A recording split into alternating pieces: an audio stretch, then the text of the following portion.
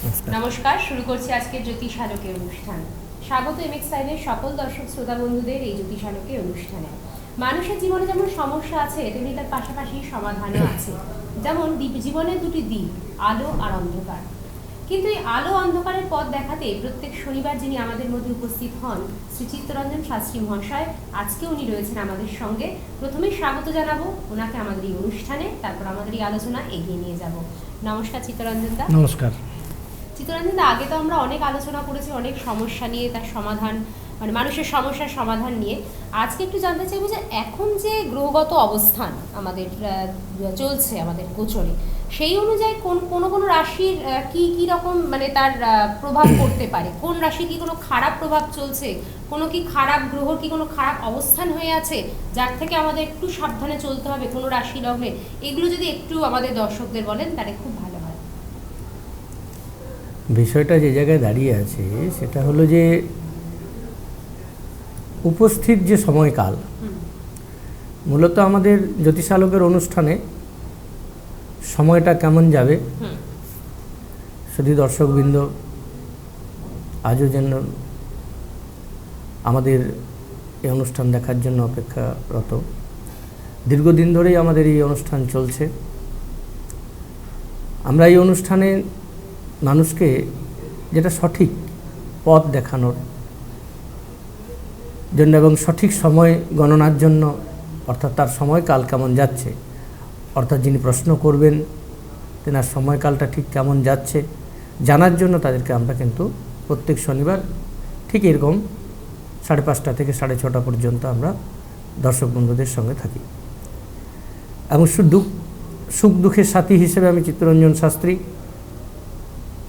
দীর্ঘ 2010 থেকেই আমাদের 10 থেকে আপনি প্রথম থেকেই রয়েছেন জ্যোতিষালোকের অনুষ্ঠান চলছে। তো এই সময়টা কেমন যাবে তা জানতে হলে অবশ্যই আপনারা আমাদের সাথে থাকবেন এবং প্রত্যেক শনিবার আশা করি আপনাদের প্রত্যেকের সঠিক সমাধান দেওয়ার জন্য আমি প্রত্যেক শনিবার উপস্থিত থাকব।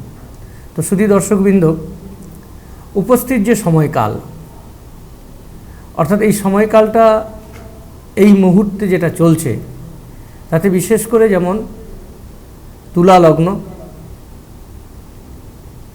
এবং মিথুন লগ্ন, কুম্ভ লগ্ন, মেষ লগ্ন, তার মধ্যে বিশেষ করে তুলা লগ্ন, এই তুলা লগ্নের যারা মানুষ তাদের 1 নম্বর কথা হচ্ছে, যদি দশাকালটা ভালো না চলে, দশাকাল যদি ভালো চলে তাহলে কিছু সৎ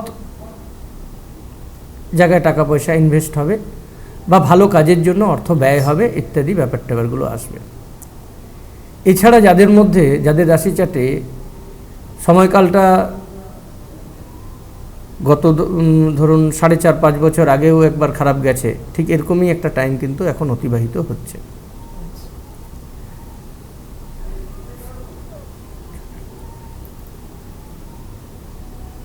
অর্থাৎ এই সময়কালটা লেনদেনের ক্ষেত্রে এবং টাকা পয়সা বা যে কোনো চুক্তির ক্ষেত্রে একটু সাবধান থাকতে হবে। তার সাথে সাথে যাদের ক্ষেত্রে বৃশ্চিক লগ্ন, এই বৃশ্চিক লগ্ন যারা, অর্থাৎ তাদের ক্ষেত্রে শরীর স্বাস্থ্যের বিশেষ করে সাবধানতা অবলম্বন করতে হবে। যেমন বিশেষ করে পেটের দিক থেকে মাথায় আঘাত লাগার ভয় এবং দাম্পত্য কলহ ইত্যাদি বিষয় ক্ষেত্রে বৃশ্চিক এবং বৃষ লগ্নের ক্ষেত্রে বা বৃষ রাশির ক্ষেত্রে এই সময়কালটা এখন চলছে। অর্থাৎ এই সময়কালটা তাদের রাশি চার্টে যদি খুব মন্দ না থাকে তাহলে খুব খারাপটা হবে না, কিন্তু তবু একটা উদ্বেগজনক পরিবেশ কিন্তু এখন দাম্পত্য বিষয়ে দেখা দেবে। সেটা হচ্ছে বিশেষ করে যেমন বৃশ্চিক এবং বৃষলগ্নের ক্ষেত্রে বা বৃষরাশি বৃষলগ্নের ক্ষেত্রে। এবং এই মুহূর্তকালটা বেশি সাবধান থাকা দরকার আছে, যেটা হচ্ছে বৃষলগ্ন, বৃশ্চিক রাশি, বৃশ্চিক লগ্ন, তাদের ক্ষেত্রে একটু গাড়ি ঘোড়ার দিক থেকে সাবধান, রাস্তাঘাটে এবং চোট আঘাতের ভয়ের ক্ষেত্রটাও কিন্তু সাবধান সতর্কতা অবলম্বন করতে হবে এই ক্ষেত্রে। এই ধরনের যে এই যে সমস্যাগুলো আমরা দেখি, যে এই যে আপনি বলছেন যে একটু সাবধানতা অবলম্বন, মানে রাহু যেহেতু এখন অবস্থান করে আছে বৃশ্চিকে, হ্যাঁ, সেই কারণেই, আমি বারবার বলছি, যেমন পাপগ্রহ অবস্থানগত ফল যে তা কিন্তু দেবে এখন। অর্থাৎ যাদের ক্ষেত্রে এমনি জন্মকালীন রাহু মঙ্গলের যোগ ছিল, অর্থাৎ বৃশ্চিক বৃষ লগ্নের ক্ষেত্রে, তাদের ক্ষেত্রে এই মুহূর্তে কিন্তু একটু ভয়াবহ দুর্ঘটনাপ্রবণ সময়। এই সময়কালটাকে সতর্কতার সঙ্গে বা সঠিক কোনো জ্যোতিষীর সঙ্গে আলোচনা করা, বা প্রয়োজনে তিনি আমাদের সঙ্গে যোগাযোগ করতে পারে, এখানে সরাসরি আমার চেম্বারেও যোগাযোগ করতে পারে, যদি না আসতে পারে তাতে ফোনেও যোগাযোগ করতে পারে। এছাড়া আমাদের চ্যানেলে যে প্রোগ্রাম চলছে তাতেও তার সময়টা কেমন যাবে। আজকে আমাদের যেমন রেকর্ডিং প্রোগ্রাম চলছে, কিন্তু পরে আজকের প্রোগ্রামটা আমাদের রেকর্ডিং প্রোগ্রাম, অবশ্যই পরের শনিবার নিশ্চয়ই ওনারা আবার ফোন করে জানতে পারেন, আমাদের থেকে কোনো সমস্যা থাকলে তার সমাধান অবশ্যই জানতে পারেন। তাও আমরা চেষ্টা করি যে যাতে করে এই যে সমস্যাগুলো আসতে চলেছে তাতে যাতে আপনারা কি ডুজ অ্যান্ড ডোন্টস আপনারা করতে পারেন, কতটা সাবধানতা অবলম্বন করা যেতে পারে সেই অবস্থা কিন্তু আমরা দুর্ঘটনা বলতে দেখুন, দুর্ঘটনা তো অনেক ধরনেরই বিষয়গুলো আছে। যেমন হচ্ছে যে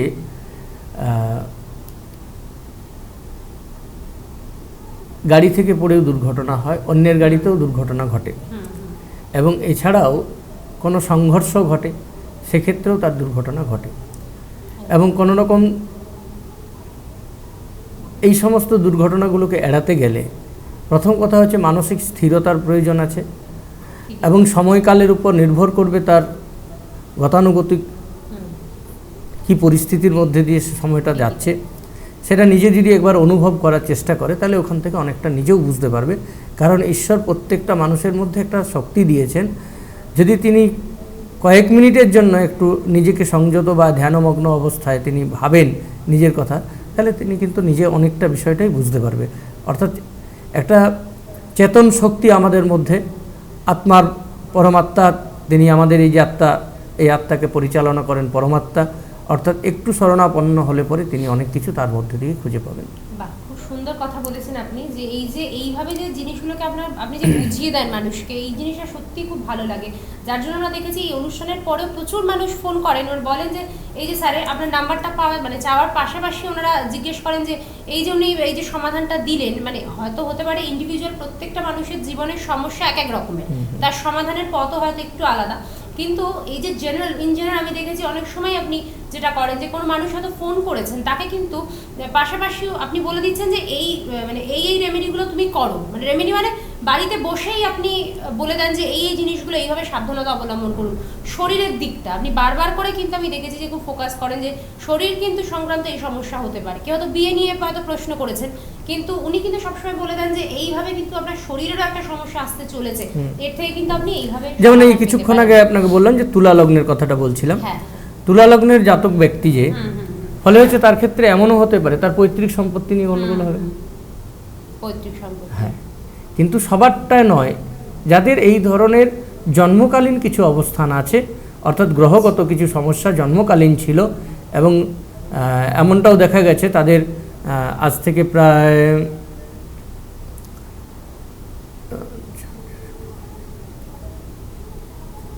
10.5 বছর আগেও প্রায় যাদের এই ধরনের ঘটনা, মানে সেটারই পুনরাবৃত্তি হতে পারে। হবে। যেহেতু আমরা জানি রাহু মানে একটা গ্রহ যার হয়তো কিছু খারাপ প্রভাব আমাদের জীবনে থাকে, কিন্তু সামান্য যদি একটু আমরা মানে সাবধানতা অবলম্বন করে চলতে পারি, সেক্ষেত্রে কিন্তু আমার মনে হয় যে এই সমস্যাগুলো খুব সহজেই এড়ানো যাবে। কারণ সমস্যা যেমন এই মুহূর্তে যে বিষয়টা, যেমন ওই বৃষ বা বৃশ্চিক লগ্নের ক্ষেত্রে এদের প্রেমের আঘাত হবে, আচ্ছা, অনেক দিনের পুরনো প্রেম ভেঙে যাবে, এবং এই সময়কালটা চলবে আপ টু নভেম্বর পর্যন্ত।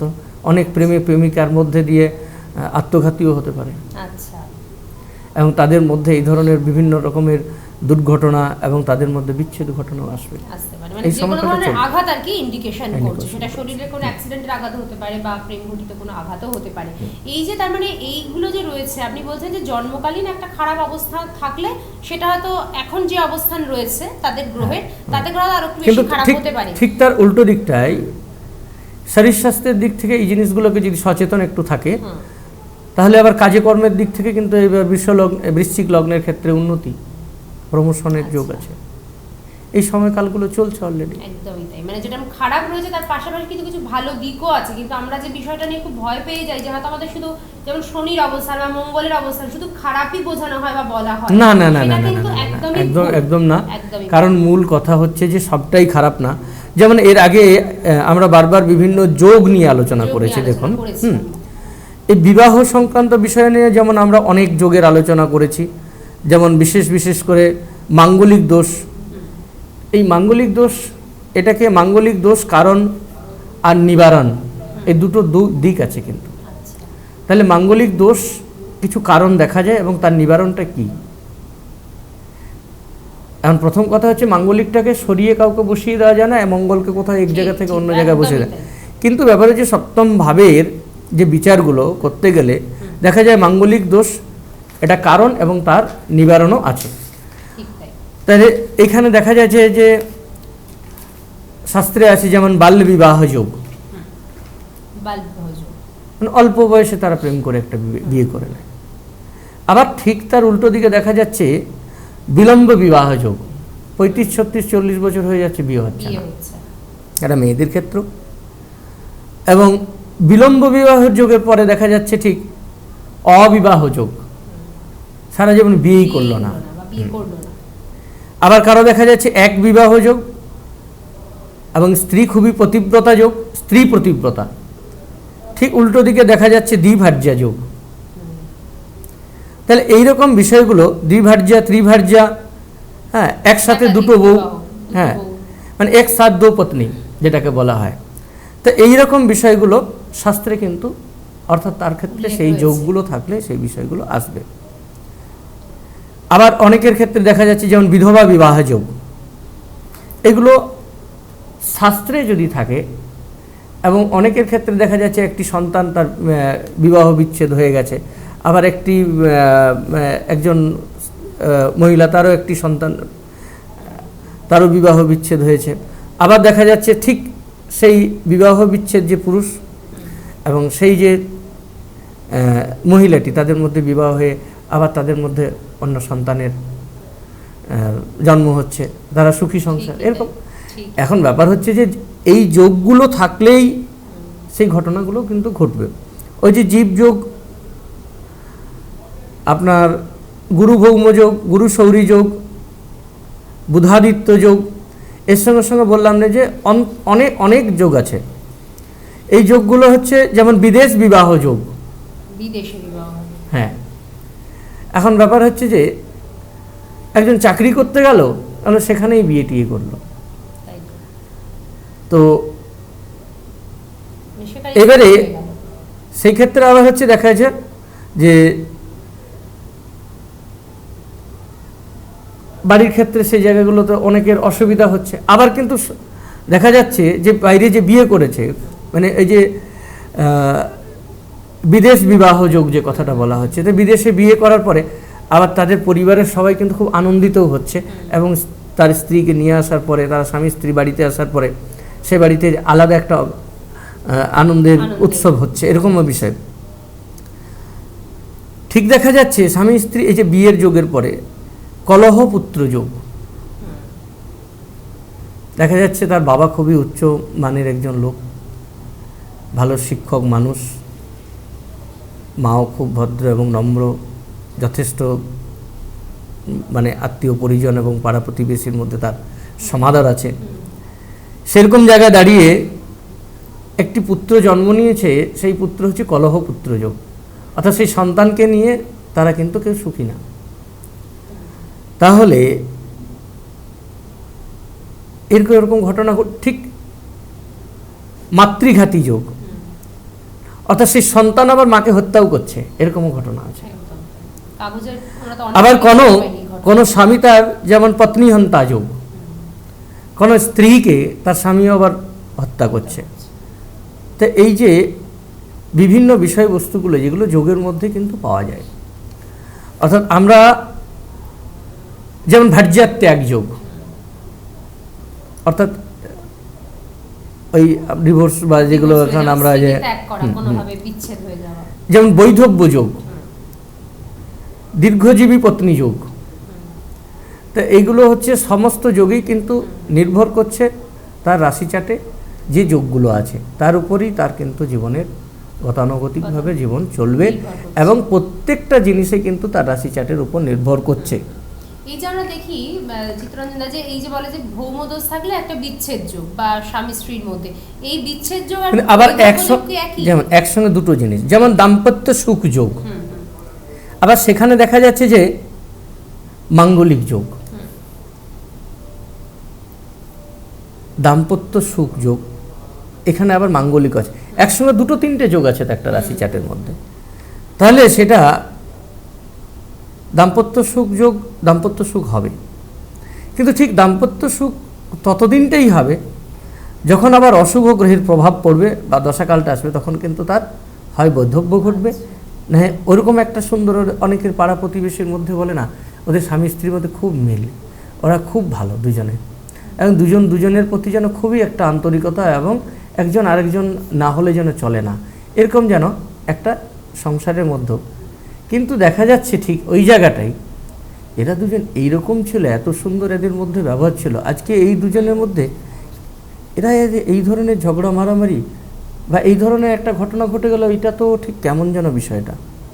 তবে অন্য কিছু বিষয় ছিল, মনে যেটা হয় প্রথমেই আমাদের। তো ব্যাপার হচ্ছে যে এই ধরনের যদি চরিত্রহীন যোগ থাকো তার সঙ্গে, তাহলে তখন কিন্তু দেখা যায় যে দাম্পত্য সুখ যোগও আছে, মাঙ্গলিক যোগও আছে, অর্থাৎ তিনটে চারটে যোগ যদি থাকে, তাহলে এখানে দেখা যায় চারিত্রিক কোনো ত্রুটির কারণে ঠিক আছে ওখানে একটা কোনো ঘটনা ঘটে যাচ্ছে। মানে চিত্তরঞ্জন, তাহলে এখানে ব্যাপারগুলো আপনার অভিজ্ঞতার কথা ভাবলে সত্যি অবাক হতে হয়। অভিজ্ঞতা এগুলো খুব বাস্তব অভিজ্ঞতা, আমার জীবনে খুবই বাস্তব পেয়েছি, এবং আমি আমাদের এই অঞ্চলের থেকেই বহু মানুষের রাশি চার্ট থেকে এগুলো পাওয়া গেছে। এইরকম যে আমি যোগগুলো দেখছি, এই যে আমি যেটা বললাম একটু আগে, যে এই যে ভৌমদোষ আর বৈধব্য যোগ, এগুলো কি একই না একটা আলাদা? না, ভৌম দোষ শব্দের অর্থ হচ্ছে ভৌমকে, মঙ্গলকে বলা হয় ভৌম, মঙ্গলকে ভৌম বলা হয় বা মঙ্গল বলা হয় বা মাঙ্গলিক দোষ, মানে মঙ্গলের থেকেই বিষয়টা, তো মঙ্গলের কারণেই এই দোষগুলো আসছে। এবারে মঙ্গলের যে দোষ, এই দোষটা অনেক সময় দেখা যায় যে স্বামী স্ত্রী উভয়ের ক্ষেত্রে যদি সমমাঙ্গলিক হয়, তাহলে সেক্ষেত্রে কিন্তু তাদের অসুবিধাটা থাকে না অতটা। কিন্তু সমমাঙ্গলিক না হয়ে মাঙ্গলিকের অনেকগুলো দিক আছে, যেমন লগ্নে এবং চতুর্থে, সপ্তমে, অষ্টমে এবং লগ্নের দ্বাদশে ঠিক রাশিরও এইরকম যদি মঙ্গলের অবস্থান হয়, তাহলে এটা মাঙ্গলিক যোগ হয়। এবার এই মাঙ্গলিক যোগ থেকে তার স্ত্রীরও যদি ঠিক এই ধরনের মাঙ্গলিক যোগ থাকে, তাহলে সমমাঙ্গলিকে তাদের অসুবিধার কারণটা দেখা দেয় না। কিন্তু তবু যদি একজনের হয়তো অষ্টমে মঙ্গল অথবা সপ্তমে মঙ্গল, আরেকজনের চতুর্থে মঙ্গল বা দ্বাদশে মঙ্গল,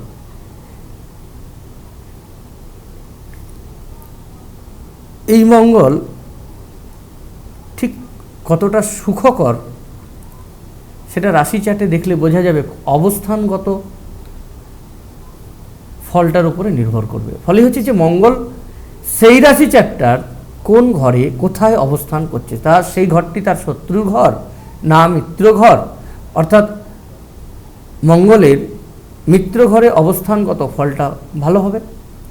যদি কোনো কারণবশত শত্রুগৃহে অবস্থান করে এবং সেখানে থেকে মাঙ্গলিক দোষ থাকার পরে আবার যদি সেখানে কোনো রাহু শনি দ্বারা পীড়িত হয়, ফলে সেখানে কিন্তু এটা বিপর্যয়মূলক বা বিপজ্জনক ঘটনা হতেই পারে। এক্স্যাক্টলি। এবং আমরা সত্যি দাদার এই যে অভিজ্ঞতার কথা দেখলে কিন্তু মানে শুনতে সত্যি অবাক হতে হয়। আমি বলবো যারা চাইছেন যে দাদাকে একবার দেখিয়ে নেবেন, তাদের আমি অ্যাড্রেসটা একটু বলে দিই। চেম্বার রয়েছে জ্যোতিষদ্বীপে, গড়িয়া স্টেশনের কাছে, গড়িয়া স্টেশন রোডে জ্যোতিষদ্বীপ, 6 শ্রীনগর মেন রোড, পঞ্চশার, গড়িয়া স্টেশনের কাছে, C5 বাস স্ট্যান্ডের উল্টো দিকে, কলকাতা 94। বুকিং নাম্বার দেখুন নিচেও যাচ্ছে, আমি তাও একবার বলে দিচ্ছি, 9831287203, 9831287203 এবং 9433165973। 9433165973 এই দুটো নম্বরে অবশ্যই যোগাযোগ করুন। এবং যদি মনে হয় যে আপনি আসতে পারছেন না, সেক্ষেত্রে রাত 10টা 10:30টার পরে আপনি ডিরেক্ট ফোনেও যোগাযোগ করতে পারেন। কোনো সমস্যা থাকলে উনি নিশ্চয়ই তার সমাধান দিয়ে দেবেন। তাহলে এই যে আমরা যোগগুলো দেখছিলাম দাদা, যে এগুলো এরকম কতগুলো যোগ আছে, মানে টোটাল কত এরকম মানুষের জীবনে যোগ থাকতে পারে? যোগ হচ্ছে হিসাব মতো 1156টা যোগ আমার কাছে খুবই তটস্থ। আচ্ছা। এবং ব্যাপার হচ্ছে যে এখানে বহু যোগ আছে যেগুলো একটু অশ্লীল মানে লাগবে শুনতে অনেকের কাছে, সেগুলো উল্লেখ করা যায় না। যে যে যোগগুলো মানে এগুলো আমরা যারা একমাত্র এই লাইনে পড়াশোনা করেন, যারা এই নিয়ে চর্চা করে, তাদের সঙ্গে এগুলো আলাপ আলোচনা করা যায়। এছাড়া আমরা রাশি চার্টগুলো দেখলে পরেই, যেমন এমন কিছু কিছু যেগুলো টিভির সামনে বসে বলাও সম্ভব না, এরকম কিছু ঘটনা, এরকম যোগও কিছু এখানে রয়েছে যে যোগগুলোর উপরে মানুষের ক্ষেত্রে দেখা যায় এরকমভাবে তারা বিভিন্ন রকম অসুবিধার পড়ে যাচ্ছে। ফলে হচ্ছে এগুলোর প্রতিকার নিবারণের যে দিক, যেমন আমি বললাম মাঙ্গলিক দোষ কারণ আর নিবারণ, তো এগুলো সমস্ত ক্ষেত্রে কিন্তু একটা নিবারণের দিক আছে। এবং সৎ উপদেশ যদি মেনে তারা চলে এবং সঠিক দিশা তারা যদি নিতে চায়, সঠিক দিশা আমরা দেব। এবং আমি আমার দিক থেকে বলছি যে বহু মানুষ আজকে উপকৃত, যারা ঠিক এই ধরনের বিভিন্ন বিপদগামী পথ থেকে আজকে ফিরে আসতে পেরেছে। একদমই তাই, কারণ এটা এই কারণেই সম্ভব, কারণ অভিজ্ঞতার পাশাপাশি কিন্তু উনি যেভাবে বললেন, যেভাবে এক্সপ্লেন করলেন যে কতগুলো বললেন যোগ রয়েছে, প্রায় 1156টা যোগ যার ঘটস্থ। সুতরাং বোঝাই যাচ্ছে যে তিনি যে সমাধানের পথটা দেবেন সেটা সত্যি একদম পুঙ্খানুপুঙ্খ হবে। এবং আমি বলবো যে যদি এমন কোনো মানুষ থাকেন যারা হয়তো ফিরে এসেছেন অন্য জায়গা থেকে, যারা হতাশ হয়ে গেছেন, জ্যোতিষ বিষয়টা তো সনাতন জ্যোতিষ, এটা তো বহু প্রাচীন শাস্ত্র আমাদের। যদি মনে হয় যে এই শাস্ত্রের প্রতি একটা বিতৃষ্ণা এসে গেছে, মনে হচ্ছে যে অনেক কিছু করিয়েছি কিন্তু কোনো জায়গায় সমাধান তো পাইনি, ঠিক এই যে বিতৃষ্ণার এই জায়গাটা একটা কথা আছে, যেমন বিতৃষ্ণার যে কথাটা আসলো, এই জায়গাটা কিন্তু সমস্ত ক্ষেত্রেই এসেছে, শুধু জ্যোতিষ বলে নয়। ঠিক বেশ কিছু জায়গাতে দেখেছেন যে হঠাৎ ডাক্তারকে মারধর হচ্ছে, আচ্ছা, অনেকবারই আমরা কাগজে দেখি। অর্থাৎ এবারে কিছু স্কুল শিক্ষককে মারধর করছে, দেখেছেন? তো সঠিক যারা স্কুল শিক্ষক, যারা পড়াশোনা করায় বাচ্চাদের, তারা তো সমাজের মানুষ গড়ার প্রথম সারির কারিগর। যেমন ডাক্তাররা মানুষের প্রাণ ফিরিয়ে দেয়। আমাদের এই সাবজেক্টটাও ঠিক একই দিক, মানুষকে বাঁচার একটি নতুন পথ দেখায়। এবং কখন কোন সময়টা আসছে, দুঃসময়টা কতদিন, সুসময়